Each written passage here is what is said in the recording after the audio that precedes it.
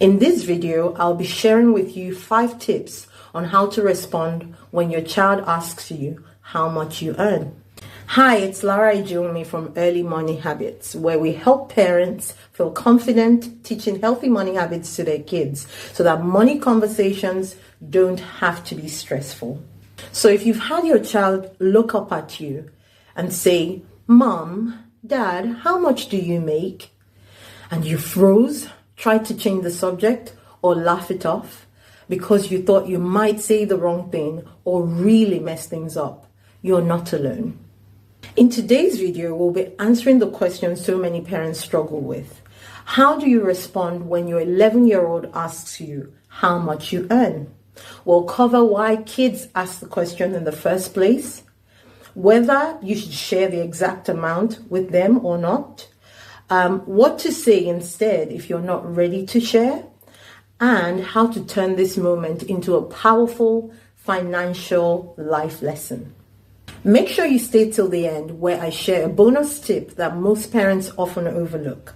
Here are my top 5 tips on how to respond when your child asks you how much you earn. Number 1, understand why your child is asking the question in the first place. This question is rarely about being nosy. At 11 years old, kids are beginning to compare themselves to their peers, starting to notice lifestyle differences, and just wondering and trying to understand how the adult world works. They might be wondering, are we rich or are we poor? Why can my friend afford this but I can't? What kind of life will I live someday? So before answering, take a breath and remember, this is about curiosity and not disrespect. Number 2, you don't owe an exact number. Here's the big relief. You're not required to give an exact amount. Money transparency doesn't mean full disclosure.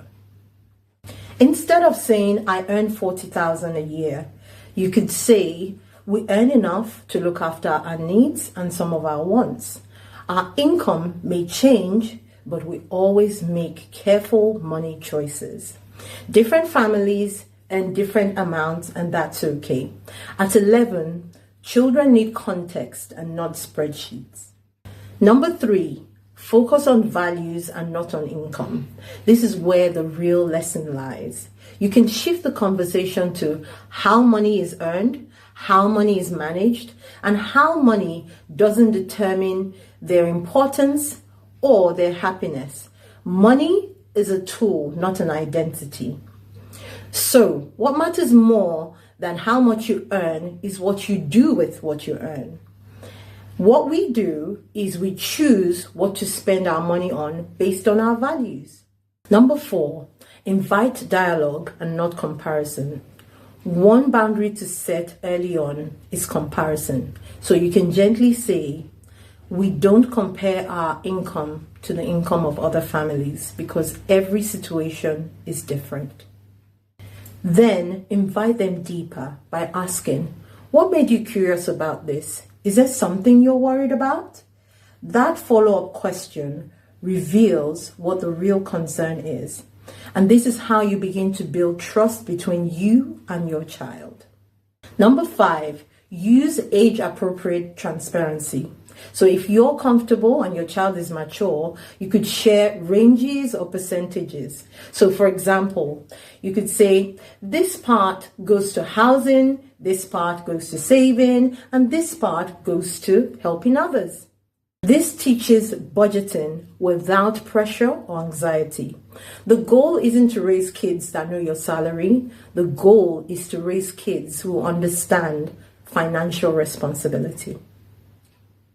Earlier in the video, I said I would share a bonus tip that most parents often overlook, but it makes such a huge difference, which is to decide on your money language before the question even comes up.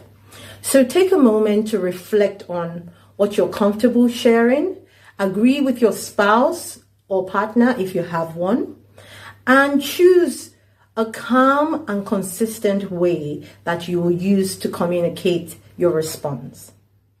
Why does this matter? Because kids sense hesitation.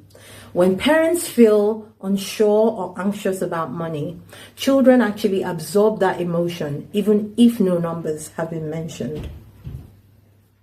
Having a prepared response like, "I'm glad you asked that question. That's a great question." In our family, we focus more on using money wisely than talking about exact amounts. Reduces awkwardness and models emotional confidence. Remember, how you talk about money teaches them more than what you say about money. Conclusion, when your 11-year-old asks how much you earn, remember this: you're not being tested, you're being invited into a teaching moment.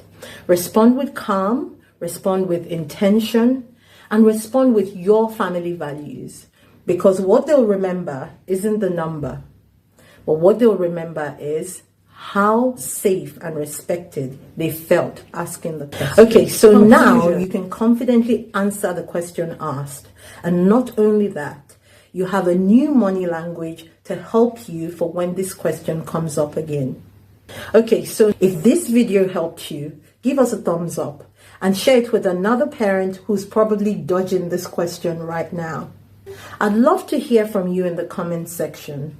How did you handle it the first time your child asked you about money? And don't forget to subscribe for more real-life parenting videos about money. Thanks for watching. See you in the next video.